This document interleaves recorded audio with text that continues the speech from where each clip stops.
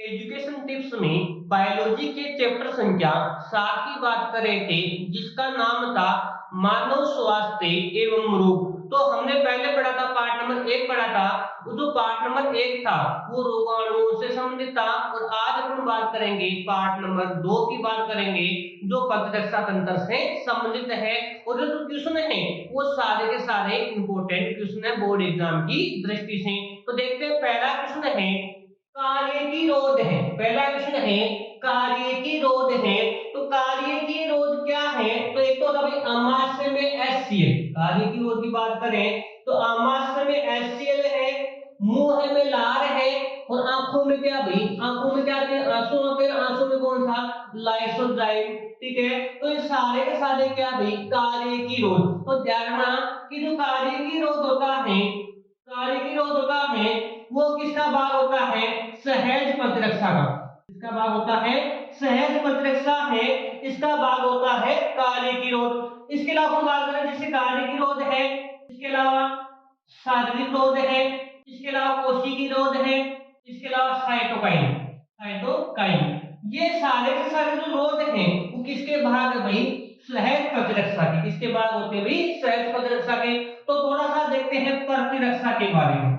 इसके बारे में, प्रतिरक्षा के बारे में, प्रतिरक्षा क्या होती है कि परपोषी की रोगकारक जीवों से, परपोषी की रोगकारक जीवों से, रोगकारक जीवों से, रोगकारक जीवों से लड़ने की क्षमता, लड़ने की क्षमता जो प्रतिरक्षा तंत्र से मिलती है या प्रतिरक्षी तंत्र से मिलती है, जो प्रतिरक्षी तंत्र से, जो प्रतिरक्षी तंत्र से मिलती है उसे बोलते हैं प्रतिरक्षा। तो जानना कि परपोषी की रोगकारक, परपोषी की रोगकारक जीवों से लड़ने की क्षमता जो प्रतिरक्षी तंत्र से मिलती है उसे प्रतिरक्षा तंत्र के नाम से जानते हैं। ठीक है, तो कि एक नंबर का क्वेश्चन पूछ लेते हैं कि प्रतिरक्षा किसे कहते हैं?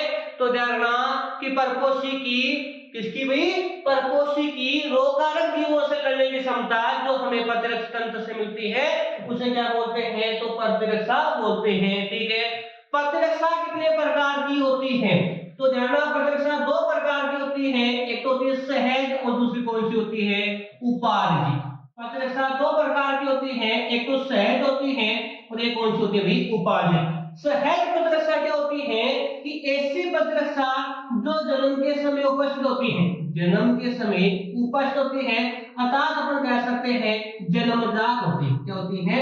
जन्मजात। ठीक है, तो सहज प्रतिरक्षा है वो जन्म के समय उपस्थित होती है, इसीलिए इसको क्या बोलते हैं? जन्मजात प्रतिरक्षा के नाम से भी इसको जानते हैं। ठीक है, उपार्जित प्रतिरक्षा की हम बात करें कि ऐसी प्रतिरक्षा जो जन्म के समय उपस्थित नहीं होती, ऐसी प्रतिरक्षा जो जन्म के समय उपस्थित नहीं होती है लेकिन जन्म के बाद वातावरण से, बाहरी जो वातावरण है उनके द्वारा जो विभिन्न प्रकार की जो क्रियाएं वगैरह होती हैं उन क्रियाओं के माध्यम से उसको ग्रहण किया जाता है। वो कौन सी क्रिया होती है? उपार्जित क्रिया, या हम कह सकते हैं उपार्जित प्रतिरक्षा के नाम से जानते हैं।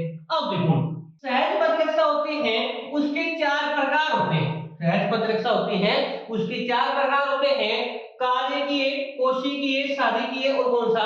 साइटोकाइन। सबसे पहले लिखा है कार्यकीय। तो कार्यकीय में कौन है?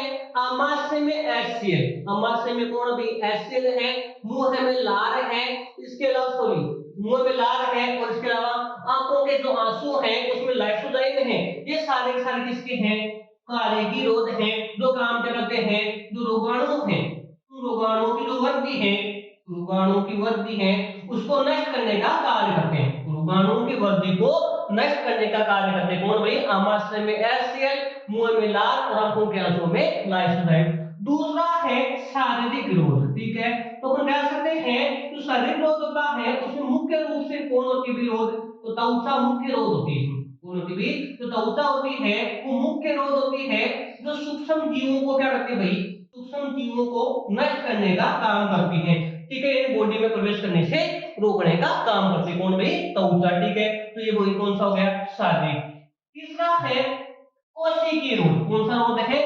कोशिकीय रोध होता है। तो कोशिकीय रोध में कौन होता है कि न्यूट्रोफिल है, न्यूट्रोफिल है, मोनोसाइट है, इसके अलावा मैक्रोफेज कोशिकाएं, इसके अलावा जो मैक्रोफेज जो कोशिकाएं होती हैं वो विषाणु संक्रमण को क्या करती है भाई, नष्ट करने का काम करती हैं। वो कौन सी कोशिका भाई, तो ज्यादा न्यूट्रोफिल है, मोनोसाइट है, मैक्रोफिल कोशिका है। इसके अलावा जो लसीकाणु वगैरह है, लसीकाणु होते हैं, ये सारे के सारे क्या करते हैं, विषाणु संक्रमण से बचाने का काम करती है, उसको नष्ट करने का काम करती है। ठीक है, चौथा है साइटोकाइन। कौन सा भाई, साइटोकाइन है। तो साइटोकाइन क्या करते हैं कि कुछ विषाणु संक्रमित कोशिकाएं होती हैं, वो विशेष प्रकार की जो प्रोटीन है, कुछ विषाणु संक्रमित कोशिकाएं हैं, वो विशेष प्रकार की प्रोटीन जिसका नाम है इंटरफेरोन, इंटरफेरोन का क्या करती है भाई, स्राव करती है। कुछ विषाणु संक्रमित कोशिकाएं इंटरफेरोन नाम की प्रोटीन है उसका स्राव करती है, जो विषाणु संक्रमित कोशिकाओं को, या फिर कह सकते हैं जो असंक्रमित जो कोशिका है, उन असंक्रमित कोशिकाओं को आगे विषाणु संक्रमण से बचाने का काम करते हैं। असंक्रमित कोशिकाएं हैं वो विषाणु संक्रमण से बचाने का काम करती है। वो कौन से भी, साइटोकाइन। तो क्वेश्चन था कोशिकीय रोध क्या है, तो इस चारों के चारों क्या भाई, तीनों के तीनों क्या भाई, कोशिकीय रोध। तो उपयुक्त सभी हो गया पहला। तो ध्यान रखना इसमें भी प्रतिरक्षा क्या है, प्रतिरक्षा कितने प्रकार की होती है, सहज प्रतिरक्षा क्या है, उपादित प्रतिरक्षा क्या है, सहज प्रतिरक्षा के कितने प्रकार है, चार प्रकार कौन कौन से हैं, कार्यकी रोध क्या है, शारीरिक रोध क्या है, इसके अलावा कोशिकीय रोध क्या है, और साइटोकाइन क्या है। ठीक है, तो ये था भाई आपका पहला क्वेश्चन। ठीक है, दूसरा है विषाणु संक्रमित कोशिकाएं कौन सी प्रोटीन का स्राव करती है। अभी बताया था कि विषाणु संक्रमित कोशिकाएं हैं वो इंटरफेरोन नाम की प्रोटीन का क्या करती है भाई, स्राव करती है। विषाणु संक्रमित कोशिका है वो किसका स्राव करती है, कौन सी प्रोटीन का, तो ध्यान रखना इंटरफेरोन का। कौन सी प्रोटीन है, इंटरफेरोन। तो कृष्ण है विषाणु संक्रमित कोशिकाएं कौन सी प्रोटीन का स्राव करती है, तो ध्यान रखना इंटरफेरोन का स्राव करती है। तो काम क्या करती है, जो असंक्रमित कोशिका है उन असंक्रमित कोशिकाओं को आगे विषाणु संक्रमण से बचाने का काम करती है। ठीक है, तीसरा है ऐसी प्रतिरक्षा जिसमें पहले से तैयार प्रतिरक्षी शरीर में प्रवेश करवाई जानी। ऐसी प्रतिरक्षा जिसमें पहले से, ऐसी प्रतिरक्षा जिसमें पहले से तैयार की गई जो प्रतिरक्षा है वो अपनी बॉडी में प्रवेश करवाई जाती है, उस प्रतिरक्षा को किस नाम से जानते हैं, तो ध्यान रखना निष्क्रिय प्रतिरक्षा। किस नाम से जानते हैं, निष्क्रिय प्रतिरक्षा के नाम से। ध्यान रखना ऐसी प्रतिरक्षा जिसमें पहले से तैयार प्रतिरक्षी शरीर में प्रवेश करवाया जाता है उसको बोलते हैं निष्क्रिय प्रतिरक्षा। कौन सी प्रतिरक्षा, निष्क्रिय प्रतिरक्षा बोलते हैं। और निष्क्रिय प्रतिरक्षा की यदि अपन बात करें, निष्क्रिय प्रतिरक्षा की यदि अपन बात करें तो इसका जो प्रभाव होता है वो होता है तीव्र। इसका जो प्रभाव होता है वो किस प्रकार का होता है भाई, तीव्र होता है।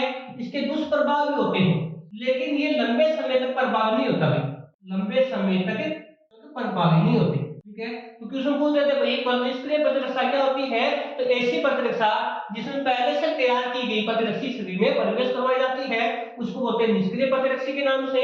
निष्क्रिय प्रतिरक्षा है, इसका प्रभाव तो तीव्र होता है, हतोनात हो जाता है, लेकिन इसके क्या होते हैं भाई, दुष्प्रभाव होते हैं। लेकिन ये जो प्रतिरक्षा है वो लंबे समय तक प्रभावी नहीं रहती है, उसको बोलते हैं निष्क्रिय प्रतिरक्षा।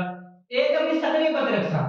ठीक है, तो सक्रिय प्रतिरक्षा की बात करें तो इसका प्रभाव होता है वो धीमी गति से होता है, इसका प्रभाव होता है वो धीमा होता है, इसका प्रभाव है वो धीमा होता है, इसके दुष्प्रभाव नहीं होते हैं, लेकिन ये लंबे समय तक क्या होते हैं भाई, प्रभावी, लंबे समय तक प्रभावी होती है। उसको किस नाम से जानते हैं, निष्क्रिय प्रतिरक्षा के, सक्रिय प्रतिरक्षा के नाम से। सक्रिय प्रतिरक्षा क्या होगी, जिसका प्रभाव धीमा हो, दुष्प्रभाव नहीं हो और लंबे समय तक क्या हो, प्रभावी हो, उसे बोलते हैं सक्रिय प्रतिरक्षा के नाम से। तो क्वेश्चन था कि ऐसी प्रतिरक्षा जिसमें पहले से तैयार की गई प्रतिरक्षी शरीर में प्रवेश करवाई जाती है उसे क्या बोलते हैं, तो निष्क्रिय प्रतिरक्षा बोलते हैं। ठीक है, चौथा प्रश्न है कोशिका माध्यिक अनुक्रिया किस कोशिकाओं द्वारा नियंत्रित होती है, तो ध्यान टी कोशिकाओं के द्वारा नियंत्रित होती है। इसमें क्या होता है कि जब कोई प्रतिजन, क्या होता है कि जब कोई प्रतिजन है वो टी कोशिका के संपर्क में आता है, जब कोई प्रतिजन है वो टी कोशिका के संपर्क में आता है तो जो टी कोशिकाएं होती हैं वो क्या हो जाती है भाई, सक्रिय हो जाती हैं। जब कोई प्रतिजन है वो टी कोशिकाओं के संपर्क में आ जाता है, जैसे आएगा तो टी कोशिकाएं क्या हो जाती है भाई, सक्रिय हो जाती हैं। तो टी कोशिकाएं सक्रिय हो गई तो बाद में क्या होता है कि जो टी कोशिकाएं होती हैं वो मांस कोशिकाओं को क्या करती है भाई, मांस कोशिकाओं को प्रेरित करती है।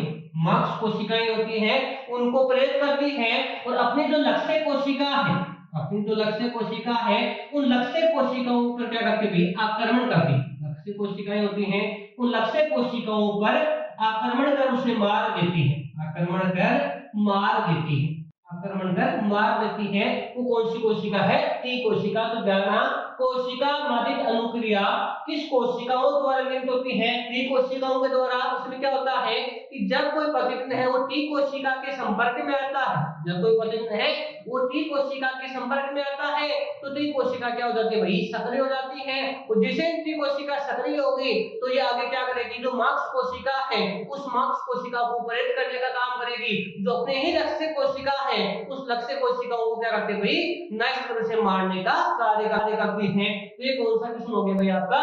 चौथा क्वेश्चन।